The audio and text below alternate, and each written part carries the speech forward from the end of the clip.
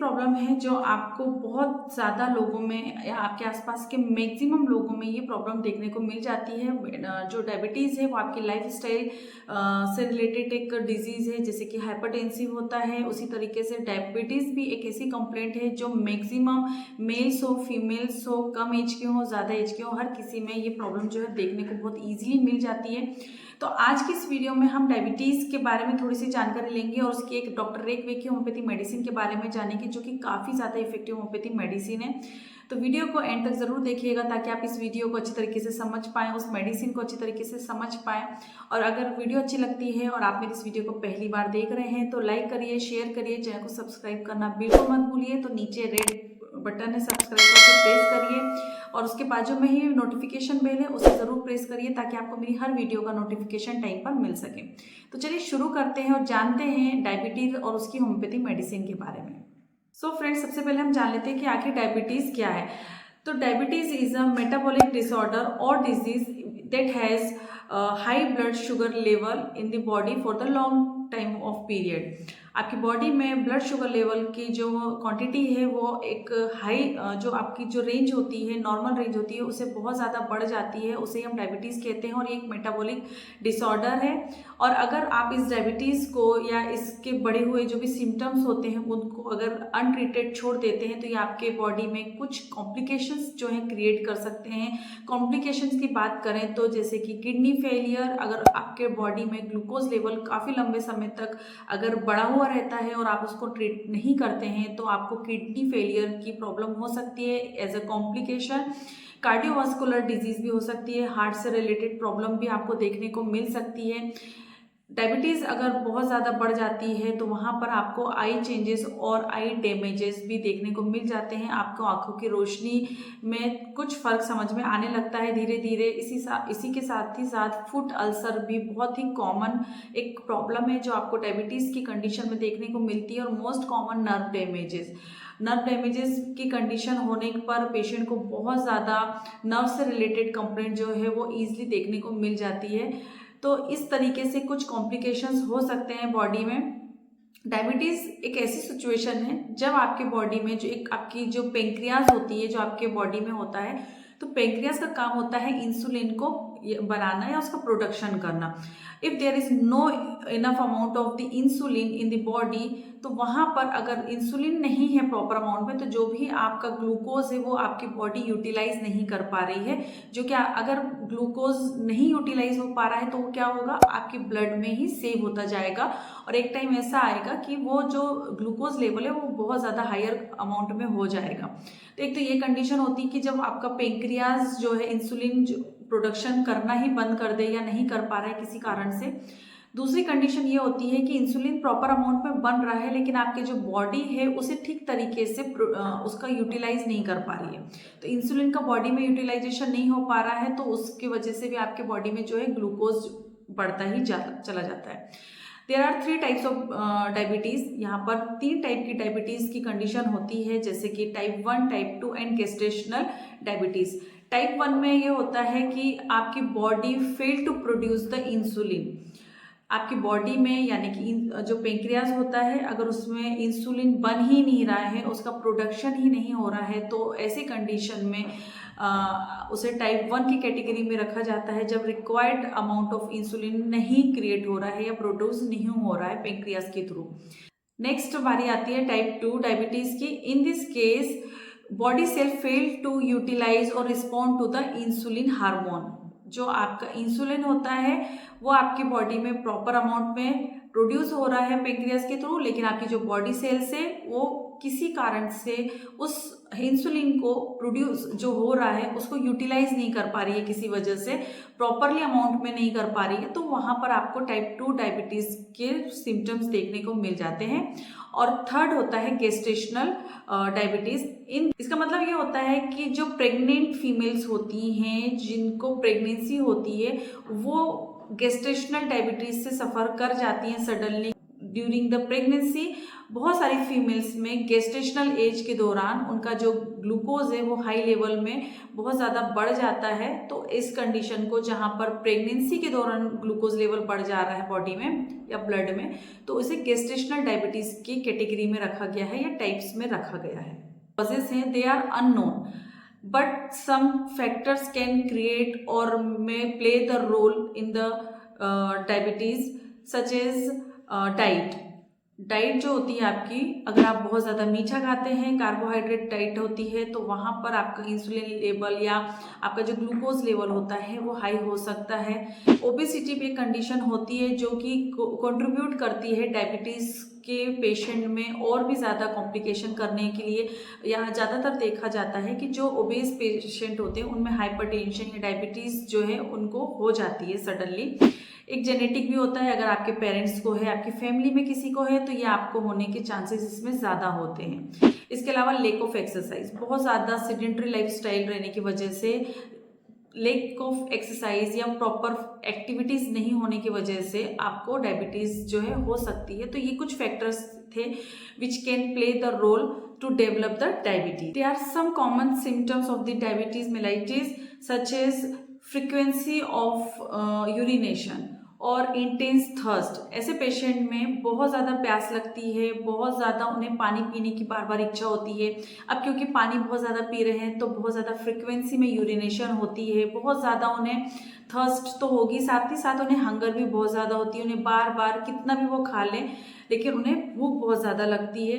Frequent urination तो मैंने आपको बताया। इसमें सडन वेट लॉस भी होता है, वेट गेन की भी प्रॉब्लम हो सकती है, यानी कि पेशेंट का बहुत ज़्यादा वेट या तो गेन हो जाता है या पेशेंट का सडन वेट लॉस भी देखने को मिल जाता है। बहुत ज़्यादा फटीगनेस होगी, पेशेंट बहुत ज़्यादा थका थका महसूस करेगा, मतलब वो कितना भी खा पी ले लेकिन उनको फटीगनेस हमेशा देखने को मिलती है। इसके बाद में नमनेस की फीलिंग होना, टिंगलिंग सेंसेशन होना फीट और हैंड्स में।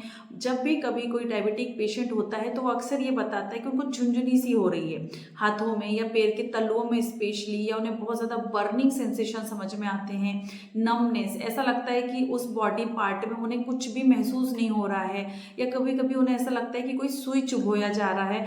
तो इस तरीके के सिम्टम जो है उनको देखने को मिल जाते हैं। जब कभी उन्हें कोई कट लग जाता है या कोई वुंड हो जाता है, कोई इंजरी हो जाती है, तो उसे हील होने में काफ़ी टाइम लगता है। तो इसीलिए कभी भी जो डायबिटिक पेशेंट होते हैं उन्हें बहुत ज़्यादा एहतियात बरतने की ज़रूरत होती है, क्योंकि कभी उनको इंजरी हो जाती है तो वो बहुत जल्दी हील नहीं होती है।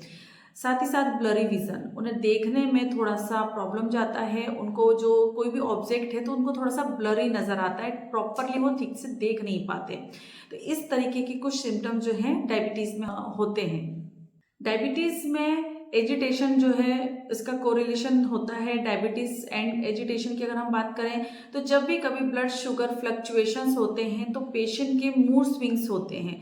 पेशेंट जो है बहुत ज़्यादा डिस्टर्ब होगा, बहुत ज़्यादा हाई ब्लड ग्लूकोज अगर बढ़ जाता है तो उसकी वजह से, या हाइपरग्लाइसीमिया की कंडीशन हो जाती है तो पेशेंट में बहुत ज़्यादा एंगर होगा, बहुत ज़्यादा चिड़चिड़ा होगा, इरिटेबिलिटी बहुत ज़्यादा होगी, सैडनेस बहुत ज़्यादा पेशेंट में देखने को मिल जाती है, और बहुत ज़्यादा एंग्री भी पेशेंट होता है। अगर हाइपोग्लाइसीमिया हो जाता है तो वहाँ पर भी पेशेंट में नर्वसनेस जो है देखने को मिल जाती है, बहुत ज़्यादा इमोशनली लेवल पे वो बहुत ज़्यादा डिस्टर्बेंस उसमें देखने को मिल जाता है। तो ये ग्लूकोज की फ्लक्चुएशन की वजह से पेशेंट में इस तरीके के कुछ आपको सिम्टम्स देखने को मिल सकते हैं।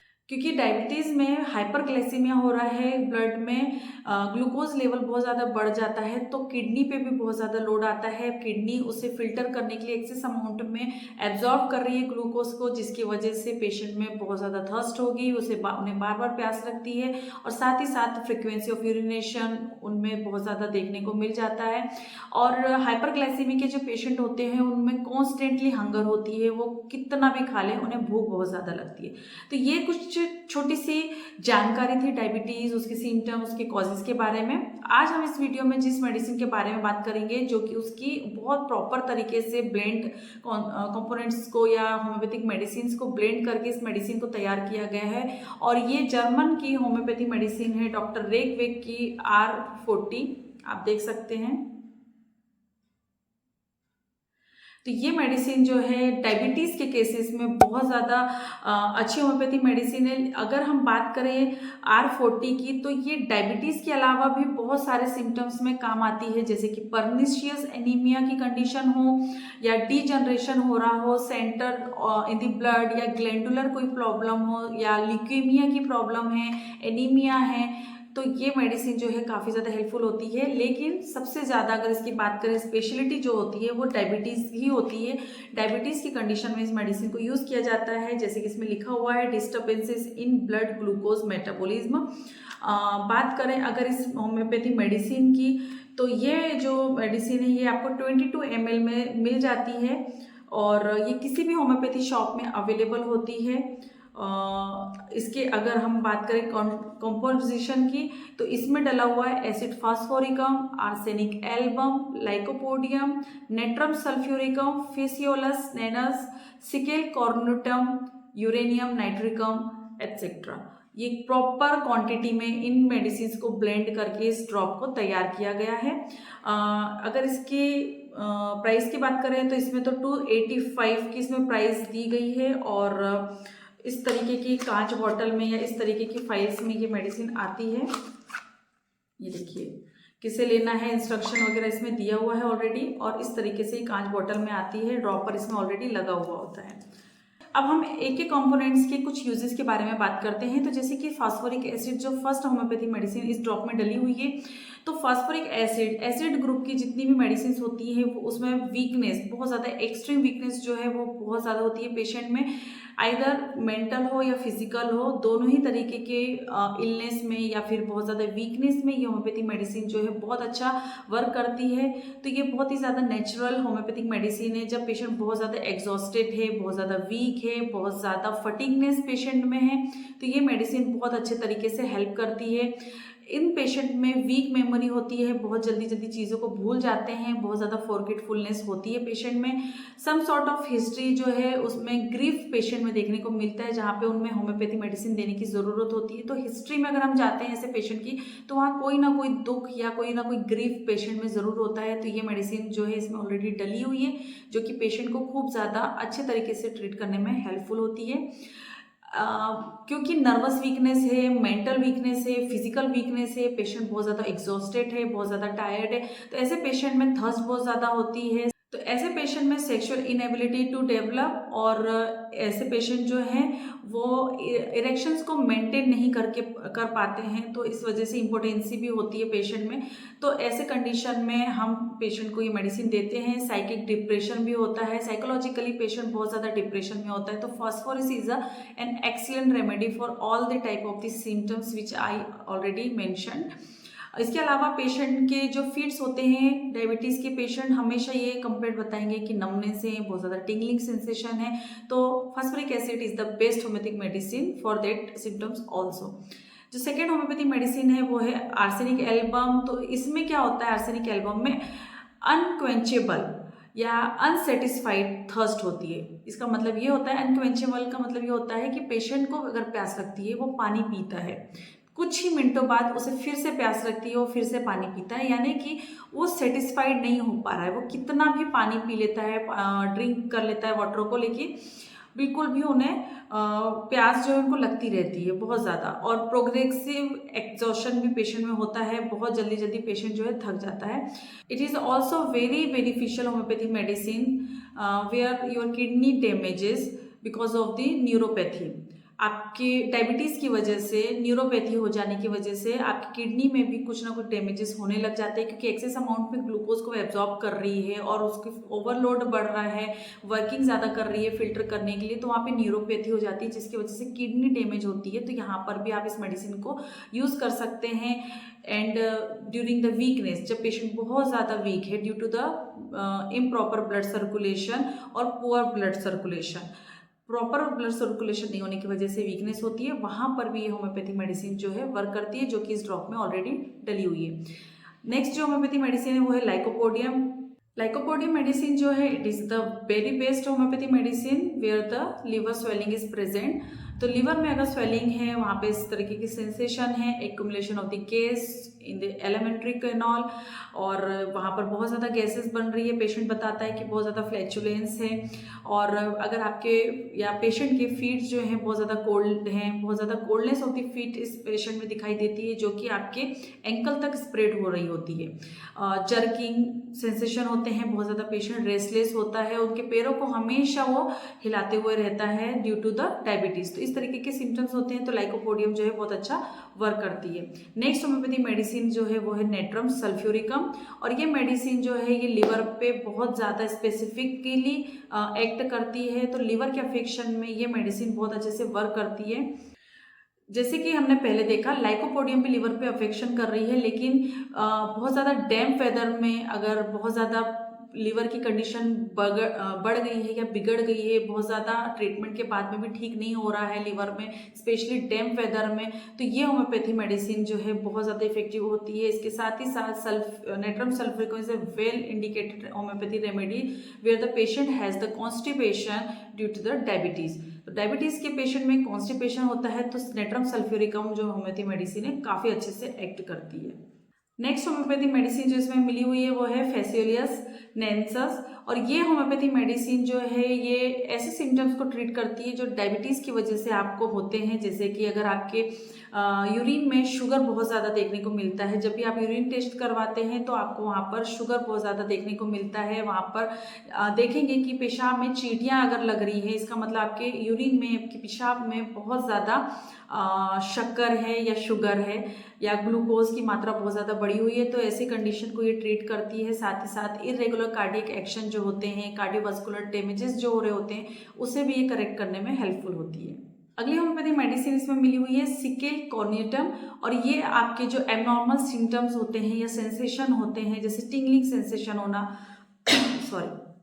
नमनेस होना, पेरेस्थेनिसिया की जो कंडीशन होती है जिसमें कि आपको निडिल या कोई सुई चुभता हुआ सा फील होता है आपके हैंड्स में, फीट्स में, या अगर बहुत ज़्यादा थर्स्ट है, तो इसको ट्रीट करने में होम्योपैथी मेडिसिन बहुत ज़्यादा हेल्पफुल होती है। जहाँ पेशेंट को क्रेविंग होती है कोल्ड की, उन्हें बहुत ज़्यादा ठंड या ठंडी चीज़ें बहुत ज़्यादा पसंद आ रही होती है, और it is the very excellent homeopathy remedy where the skin ulcers are present in diabetic patient. Skin ulcer की कंडीशन में, डायबिटीज़ में स्पेशली पेशेंट को बहुत जल्दी अल्सर हो जाते हैं जो ट्रीट नहीं होते हैं, तो सिकेल कॉर्नियटम जो होम्योपैथी मेडिसिन है काफ़ी ज़्यादा इफेक्टिव होम्योपैथी मेडिसिन है। And last one homeopathy medicine is uranium nitric. It treats the diabetes in various genesis. तो इस तरीके से कुछ होम्योपैथी मेडिसिन के कॉम्बिनेशन से मिलाकर इस जर्मन होम्योपैथी मेडिसिन को तैयार किया गया है। डॉक्टर रेकवेकी R40 जिसे हम कहते हैं, उसकी यूजेस के बारे में मैंने इस वीडियो में बताया। होपफुली ये वीडियो जो है आपको बहुत ज़्यादा पसंद आई होगी। तो जब भी कभी डायबिटीज़ के पेशेंट है तो उनको आप ये ड्रॉप जो है दे सकते हैं। इसे फीमेल, मेल्स, कम उम्र के लोग, बड़े उम्र के लोग सभी इसे ले सकते हैं। हर होम्योपैथी स्टोर में अवेलेबल है, ऑनलाइन परचेज भी आप कर सकते हैं। इसकी 2 फाइल आपको महीने में लगेगी। और इसको लेने की विधि की अगर हम बात करें, अगर बहुत ज़्यादा शुगर लेवल आपका बढ़ा हुआ है, अगर जब भी आपने कभी शुगर की जांच करवाई है तो वहाँ पर अगर बहुत ज़्यादा बढ़ा है तो आपको इसको 10 से 15 बूंद दिन में 3 बार लेना है। और थोड़ा सा अगर आपको कंट्रोल लगता है कि कंट्रोल हो गया है तो आप इसके डोजेस को कम करके दिन में 2 बार कर सकते हैं। और अगर आप सिर्फ मेंटेनेंस डोज की अगर हम बात करें कि आपका शुगर लेवल एकदम बढ़िया है और कोई भी प्रॉब्लम नहीं है, तो ऐसी कंडीशन में आप इसको सिर्फ 2 बार लेते हैं। 15 से 20 बूंद 2 बार लेना सफिशिएंट होता है। तो 1/4 कप ऑफ वाटर में आपको इसकी 15 से 20 बूंद जो है मिला लेनी है, और दिन में 2 बार इस मेडिसिन को आपको लेना है। और इसे लगातार आप कई महीनों तक ले सकते हैं। इसके कोई भी किसी भी तरीके के साइड इफेक्ट नहीं है। होपफुली आज की वीडियो R40 के यूजेस के बारे में आपको पसंद आई होगी। अगर अच्छी लगी है तो लाइक करिए, शेयर करिए, कमेंट सेक्शन खुला हुआ है, उसमें भी आप कमेंट करके मुझसे कोई भी सवाल पूछ सकते हैं। इसके बाद मिलेंगे हम नेक्स्ट वीडियो में। तब तक के लिए बाय बाय, ध्यान रखें, खुश रहें, धन्यवाद।